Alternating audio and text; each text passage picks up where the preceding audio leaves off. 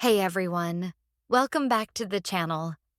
Today's video is not just a holiday story, it's a journey into healing, into rediscovering your softness, and remembering what it feels like to breathe again. This story is for anyone who feels tired, overwhelmed, or a little disconnected from themselves.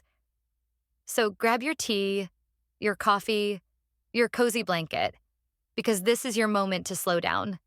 Let's begin. Hi, I'm Bella. I'm 27. And for the past year, life had felt like a race I never signed up for. Emails, deadlines, constant pressure, days blending into each other until everything felt heavy. I started waking up tired, stopped laughing at things that once made me smile. Even my favorite music felt like noise.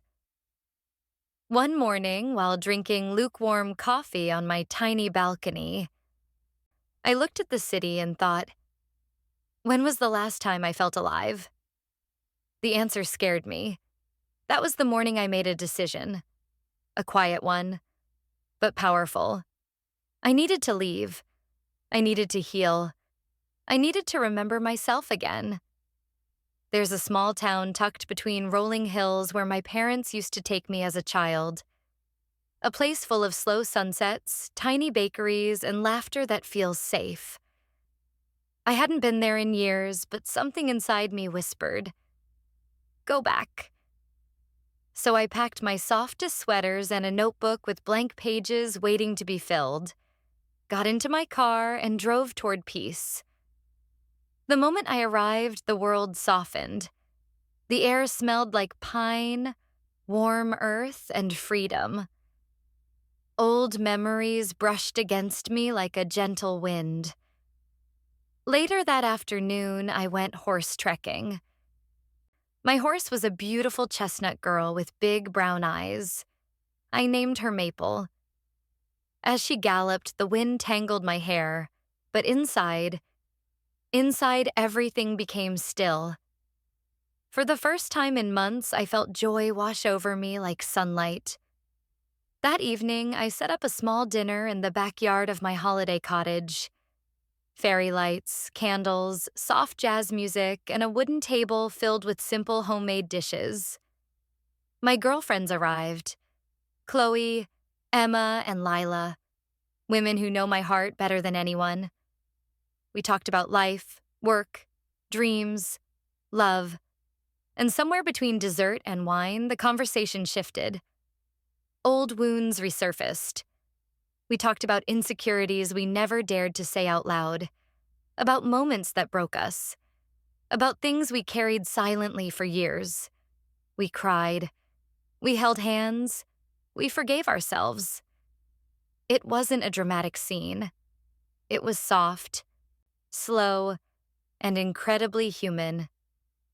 Later that night, after they left, I curled up with a warm blanket and watched my favorite comfort movie. The light from the candles flickered on the walls, and for the first time in forever, I felt safe in my own presence. Day 2 began with pure magic. I woke up to sunlight spilling across the room like melted gold. Birdsong floated through the open window. The world felt gentle. Wearing my white linen robe, I made myself a breakfast that looked straight out of a lifestyle magazine. A croissant, fresh berries, and a latte with a perfect foam heart. I ate on the porch wrapped in a blanket, watching the mist glide over the hills. It felt like the earth was breathing with me. Later, I wandered into an antique shop filled with tiny treasures. I found a silver bracelet, slightly worn, slightly imperfect, but meaningful. When I placed it on my wrist, it felt like the universe saying, "This is your reminder to slow down." In the afternoon, my friends joined me again, this time for paddleboarding. The lake sparkled under the sunlight, and the water was so clear you could see tiny fish swimming beneath. We laughed until our stomachs hurt, especially when Chloe fell in. Twice. After the adventure, we returned to the cottage and lit the fireplace.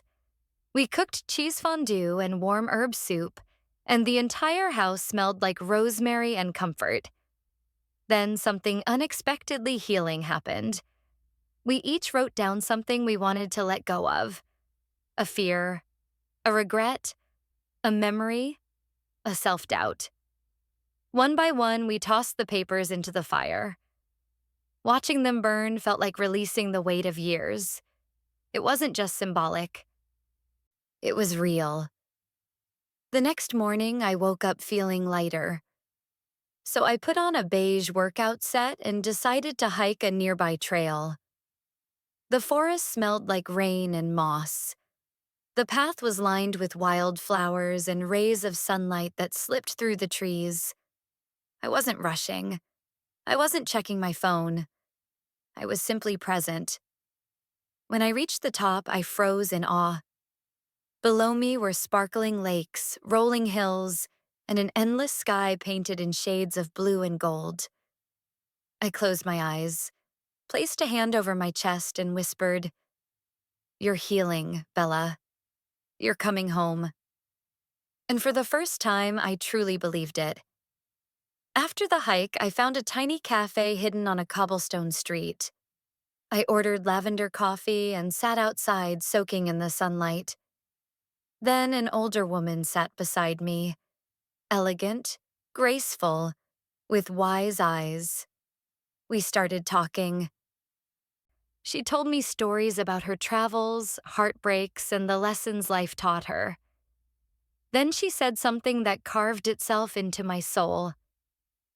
"My dear, life is not about perfection. It's about collecting moments that remind you you're alive. The messy ones, the beautiful ones, the ones that break you, and the ones that put you back together." I felt tears gathering in my eyes. Her words felt like a mirror reflecting everything I had forgotten.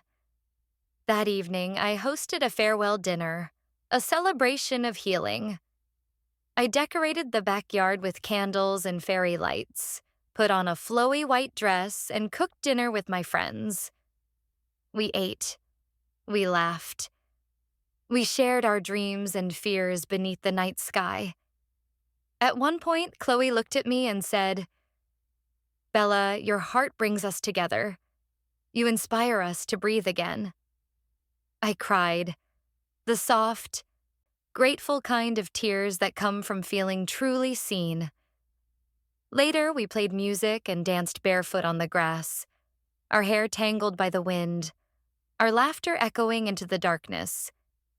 It felt like the universe was holding us gently. On my final morning, I brewed a cup of coffee and sat on the porch one last time. The birds sang, the breeze was cool, and everything felt still. I thought about everything: the horse riding, the deep talks, the wise woman, the laughter, the tears, and the version of myself I found again. Before leaving, I made a quiet promise. I will live slowly. I will live softly. I will choose moments that feel like peace, and I will not lose myself again. As I drove away, the town grew smaller in my rearview mirror, but my heart felt bigger, fuller. And now, to you listening.